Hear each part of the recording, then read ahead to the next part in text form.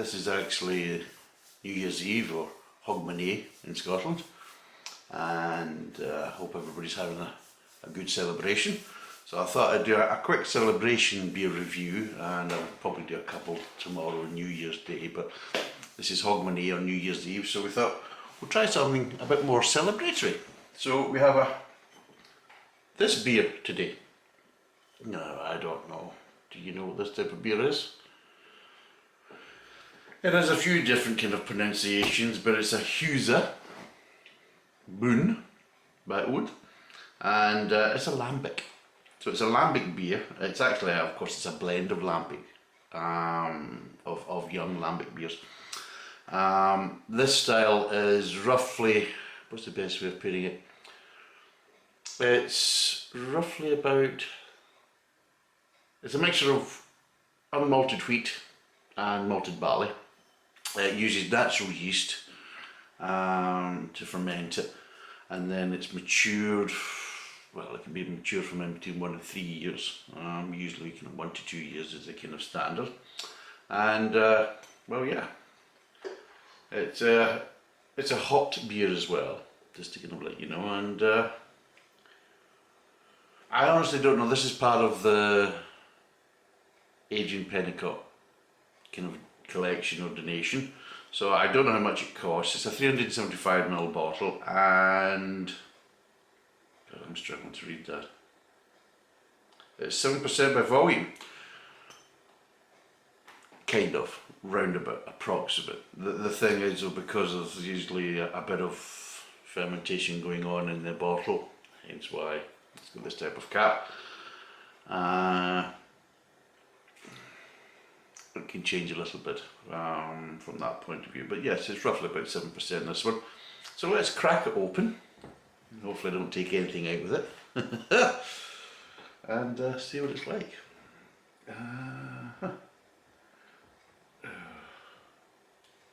Right. It's already starting to come off. This is what to go. There we go. The minute I took the actual thing off, the cork started to rise out the bottle. So let's see what it's like.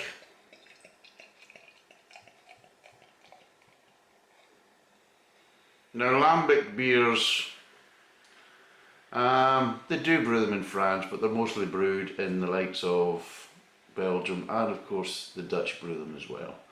They're very kind of more traditional within the kind of Dutch and Dutch speaking and Flemish speaking parts of Europe. As you can see, it's got a little bit of cloudiness, a little bit of sediment in there a little bit.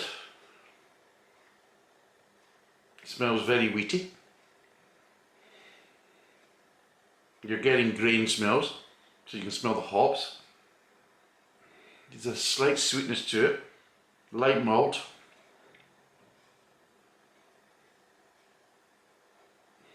And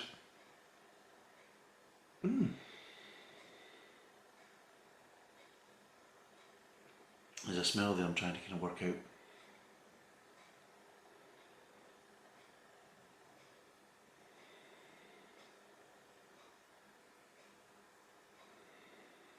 Apples.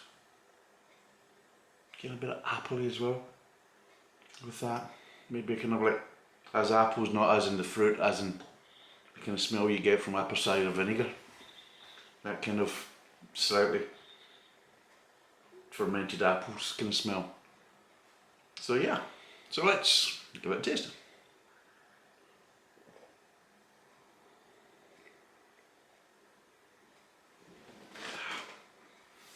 Yeah, let's see what it's getting there. Apple cider vinegar, quite an acidic kind of aftertaste. So there is. So yes, that smell of kind of apple cider vinegar is very justified. So yes, it's quite an acidic beer.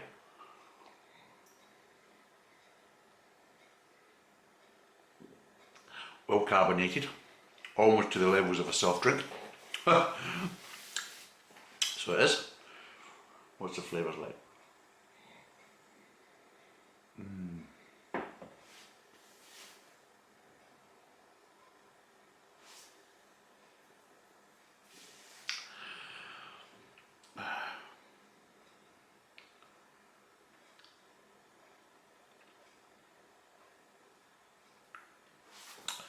So yes, as part of it. So what you're doing is you're getting a little bit of malt, but quite a lot of wheat and grain in the start of the mouth.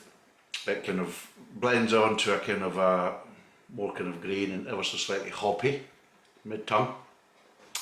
And then that's when you start getting that kind of apple cider kind of acidity coming through in the aftertaste and at the back of the mouth, and it starts to kind of build up, and then it just gently kind of starts to kind of dissipate, but just as it starts to dissipate, that's when the sour comes in. It's not bitter, but it's a sour aftertaste that you get in the actual kind of back of your mouth, and that's what you get. It's a bit kind of draw your cheeks together a little bit from that point of view. So yes, you're getting the kind of sourness of the lambic there, and yeah.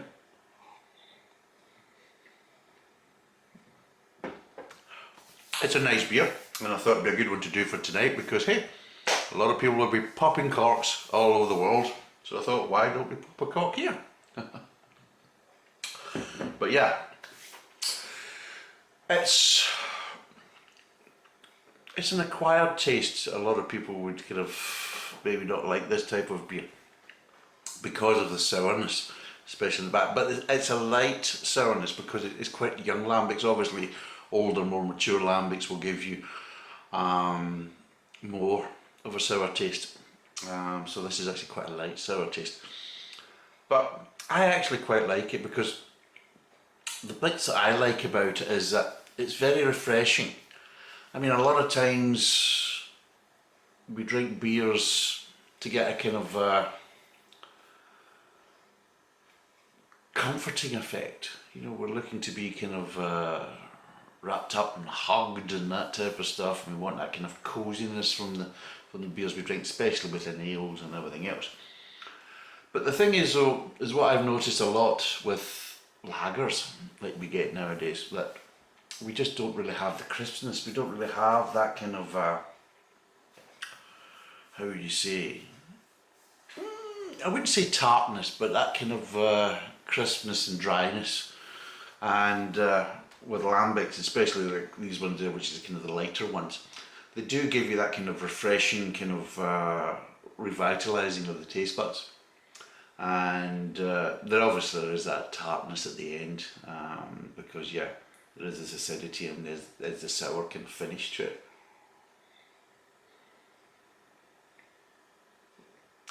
But all in, it's actually a very nice beer. There's a balance to it, you know. But yeah, if you don't like sour, then you probably won't like this. I don't mind sour. I like savoury quite a lot. I like savoury more than sweet. I like natural sweet. I don't like forced sweetness. I'm not a big fan of baked goods and things like that, or sweets so much. I don't mind things that have been sweetened. I mean, I quite like chocolate and things like that. That's the flavour profile. I like malted sweetness. I like that type of thing. So again, with the kind of sourness and the kind of tartness and the slightly savouriness of it, because there is a slightly savouriness, I like that because I do tend to kind of prefer savoury over sweet. And I obviously eat a lot more savoury than I do sweet things.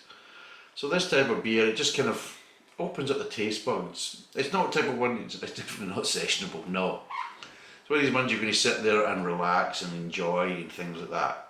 And you would maybe use that in between other beers just to kind of, it resets the palate, because once everything's kind of calmed down, I've got nothing now in my mouth, no kind of aftertaste in the back of the throat.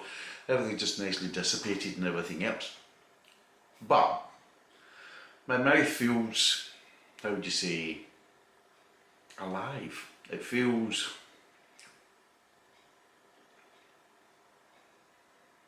as if it's ready for action, you know. It's like kind of woken up a bit, that type of thing. It's like my taste buds are active, ready to go, that type of thing. That's what it feels like. It feels like, you know, that sometimes when you watch food being prepared or on television, or you see a cooking show and you see something you like and you start salivating and your mouth kind of starts to kind of prepare as if it's going to eat it, even though it's not, because it's a visual thing and it's not there in front of you to eat. Well, this is what this kind of leaves you with as well. It kind of does leave your mouth watering and kind of prepared to start eating. So it kind of livens up the mouth and just kind of gets it kind of in a more active state. And yeah, it's a nice beer. What would I give it out of 5? For the Lambic, what would I give it? I mean, some Lambics are overpowerful sometimes with the sourness and everything else, especially the more mature ones. I find sometimes they can just be too sour and it's like overpowering and overbearing. But this one's got a nice kind of balance to it. As you can see, it's a nice lively beer. Get nice interesting aromas, and it's one of these kind of unique type of brewing styles that I like. I like tradition within the brewing, and with this, out of 5, because it's very drinkable. It is nice flavour profiles, well balanced. It's a lively beer, well brewed, lovely aromas. I'm going to give this a 4 out of 5 because it's a nice beer. It's not for everybody. If people want beers that, especially coming from the UK, we don't really do this type of beer. So this type of beer is probably would be a bit of a culture shock to quite a few drinkers in the UK, and I suppose to a certain degree even in America and things like that, it would be a bit of a culture shock. But within Europe and everything else, no. And it's one of the beers that you've really actually got to go to either Holland, maybe some regions in France, but really Holland or Belgium if you really want to kind of try it out and things like this. And that's why it's in a different glass. You can't have it in a tall glass. It's got to be in a kind of shorter, fatter glass, just to allow the air into it more. But yes, so I'll give it a 4 out of 5. It's not to everybody's taste, I'll be honest with you, but I like it. Again, I like it to a certain point. I like this beer, but I think it's the cases of some of them do become undrinkable just because they're too sour. They become kind of consumed by their own kind of expectations, basically.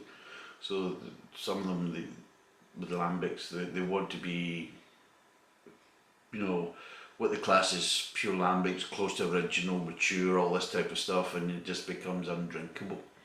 And that's one of the things, it becomes more of a kind of a academic exercise really than a kind of process of brewing beer.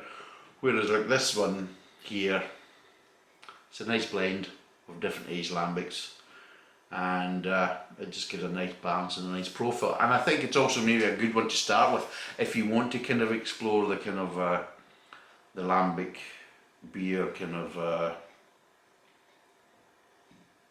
offerings, basically. If you want to kind of really start kind of dabbling into that style of beer, then this is a good one to start with. It's a good one just to kind of wet your whistle and get yourself used to it and see what you think. I mean, if you don't particularly like this one, I think, well, this is a good place to stop, because I don't really see any point going any further.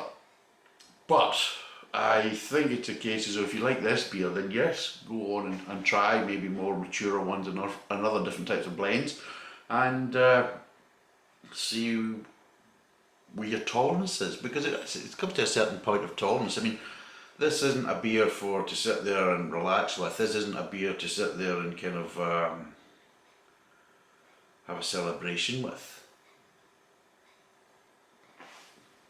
It's a type of beer that I would basically put down to same as a kind of a single malt whiskey. The best way to drink malt whiskey is by yourself and just you and your thoughts. And I think these type of beers are kind of similar vein. It's one of these ones where you'll sit there and you'll just open one up, sit and enjoy it, and kind of reflect in your own thoughts and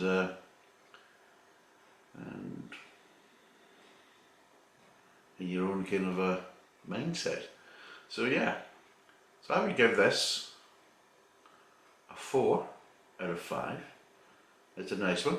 Thanks to Adrian for providing it, because again, it's a good, interesting beer to actually do a review on.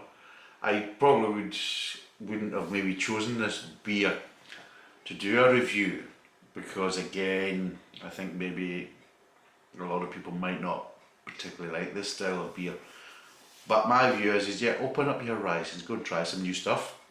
And I think this beer would be a good part, or a good kind of stopping off point on your journey within kind of beer and brewing and everything else. And yeah, as you can see, it's just a really lovely beer, but it does have a sour aftertaste, and if you don't like that, then this is going to be a problem. But yeah, so that's us for this New Year's Eve. I hope everybody has a wonderful celebration. I hope everybody stays safe, and I will do some more reviews for tomorrow.